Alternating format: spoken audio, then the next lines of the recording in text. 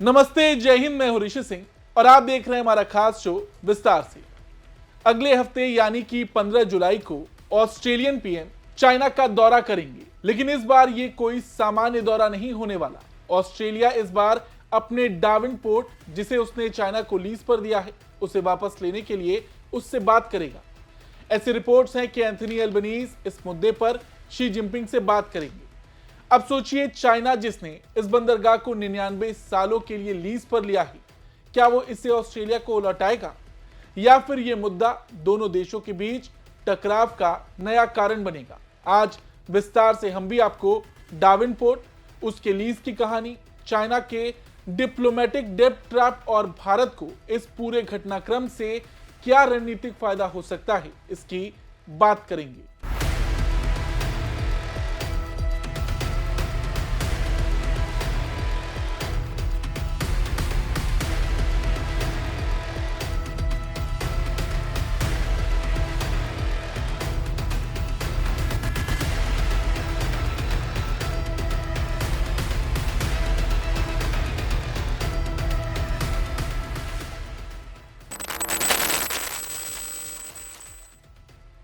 देखिए, Darwin port Australia के सबसे महत्वपूर्ण बंदरगाहों में से एक है। यह बंदरगाह देश के उत्तर में डार्विन शहर के पास स्थित है। समुद्री व्यापार और सेना दोनों के लिए यह बंदरगाह बहुत अहमियत रखता है। इंडो पैसिफिक क्षेत्र में इसकी रणनीतिक स्थिति इसे और भी महत्वपूर्ण बनाती है। यह बंदरगाह ऑस्ट्रेलिया के लिए इसलिए भी जरूरी है क्योंकि इसके जरिए ऑस्ट्रेलिया अपने आसपास के देशों से और अधिक जुड़ सकता है। यहां से ऑस्ट्रेलिया की सेना अपने अभियानों को सपोर्ट कर सकती है और ये समुद्री व्यापार के लिए एक बड़ा हब है। इसलिए ये बंदरगाह किसी भी देश के लिए सिर्फ एक बंदरगाह नहीं, बल्कि एक बड़ी ताकत का प्रतीक होता है। 2015 में इस बंदरगाह को 99 साल की लीज चाइना की एक बड़ी सरकारी कंपनी लैंडब्रिज ग्रुप को दी गई थी। ये लीज समझौता तब हुआ था जब दोनों देशों के बीच आर्थिक संबंध मजबूत थे। उस समय यह सोचा गया कि इससे दोनों देशों के बीच व्यापार और सहयोग बढ़ेगा, लेकिन धीरे धीरे ये मामला राजनीति और सुरक्षा के बड़े मुद्दों में बदल गया। चाइना की इस कंपनी ने बंदरगाह का संचालन शुरू किया और धीरे धीरे उसने वहां अपनी मौजूदगी को मजबूत किया। इस बंदरगाह के जरिए वो ऑस्ट्रेलिया के उत्तरी हिस्से में अपनी पकड़ बना रही थी। इस पर ऑस्ट्रेलिया में कई सवाल उठने लगे। क्या चाइना जैसी बड़ी ताकत को इस तरह से देश के अंदर की महत्वपूर्ण जगह पर इतना बड़ा नियंत्रण दिया जाना सही है? ये चिंता खास तौर पर इसलिए बढ़ी क्योंकि चाइना ने अपने दूसरे देशों में बंदरगाहों को लीज पर लेकर एक बड़ा नेटवर्क बनाया हुआ है। इसके तहत उसने कई देशों के बंदरगाहों को आर्थिक मजबूरी के कारण लंबे समय के लिए अपने नियंत्रण में लिया है। अब इसे समझिए, जब इस बंदरगाह को चाइना की कंपनी को लीज पर दिया गया, तब इसका उद्देश्य व्यापारिक और आर्थिक सहयोग बढ़ाना था। लेकिन जैसे जैसे समय बीता, ये मामला धीरे धीरे राष्ट्रीय सुरक्षा और राजनीतिक विवादों का हिस्सा बनता गया।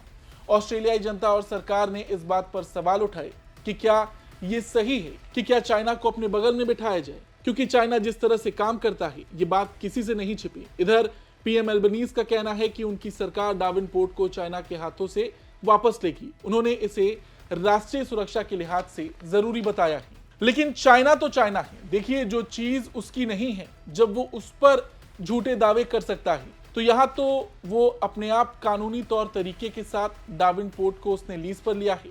चाइना के राजदूत ने ऑस्ट्रेलिया के इस कदम को गलत और संदिग्ध करार दिया था और कहा था कि लीज पर दिया जाना पहले ही एक कानूनी करार है, इसलिए उसे अचानक से बदलना गलत होगा। ये मामला ऑस्ट्रेलिया और चाइना के बीच जारी तनाव का एक बड़ा कारण है।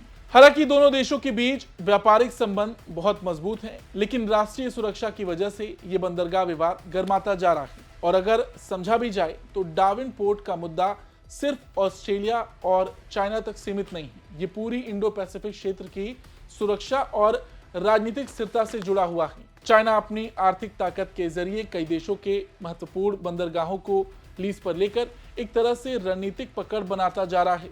अब श्रीलंका को ही देख लीजिए। चाइना ने श्रीलंका के हम्बनटोटा बंदरगाह को भी 99 साल के लिए लीज पर लिया था।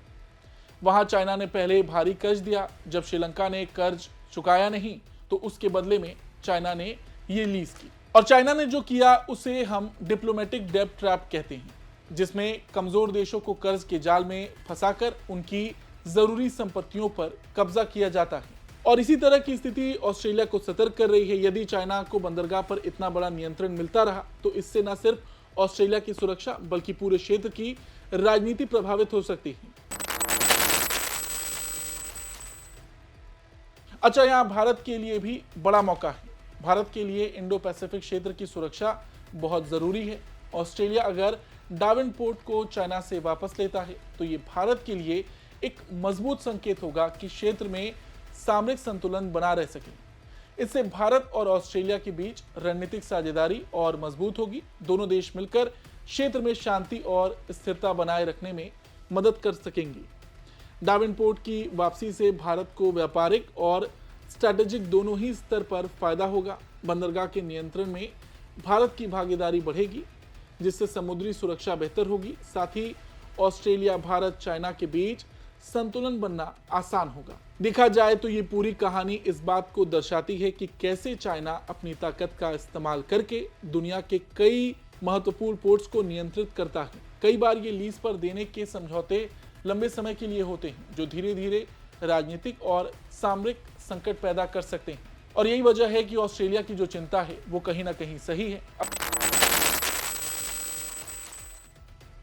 अब यहाँ चाइना की रणनीति को भी समझना जरूरी है। देखिए, दुनिया भर में चाइना ने अब तक कम से कम 129 बंदरगाहों में निवेश किया है। इसमें से 17 बंदरगाहों पर उसका अधिकांश नियंत्रण है। ये नियंत्रण सिर्फ एक आर्थिक निवेश नहीं बल्कि स्ट्रैटेजिक और राजनीतिक प्रभाव बनाने का जरिया भी है। ये निवेश अंटार्कटिका को छोड़कर हर महाद्वीप में फैला हुआ है। इस नेटवर्क के जरिए चाइना वैश्विक व्यापार और सामरिक तौर पर मजबूत होता जा रहा है। ऐसे में किसी भी देश को अपना बंदरगाह चाइना के नियंत्रण में देना बड़ी बात है। ऑस्ट्रेलिया भी इसी चिंता को लेकर सतर्क हो गया है। डावेनपोर्ट का मामला इसके लिए एक बड़ा उदाहरण बन गया है कि किस तरह चाइना अपने आर्थिक ताकत के जरिए दूसरे देशों की रणनीतिक संपत्तियों पर कब्जा कर सकता है। अच्छा, हमने अभी आपको बताया कि भारत के लिए कैसे ये मौका हो सकता है। देखिए, इस क्षेत्र में चाइना की बढ़ती ताकत को रोकने के लिए भारत को अपने सहयोगियों के साथ मिलकर काम करना होगा। ऑस्ट्रेलिया अगर डावेनपोर्ट को वापस लेता है तो ये भारत के लिए बहुत फायदेमंद होगा। इससे भारत को समुद्री सुरक्षा में मदद तो मिलेगी ही, साथ ही साथ दोनों देश मिलकर क्षेत्रीय स्थिरता पर काम कर सकेंगे और इससे आगे चलकर चाइना को घेरने में भी मदद मिलेगी। फिलहाल आज की इस खबर में इतना ही। आपको ये खबर कैसी लगी कमेंट करके जरूर बताएं।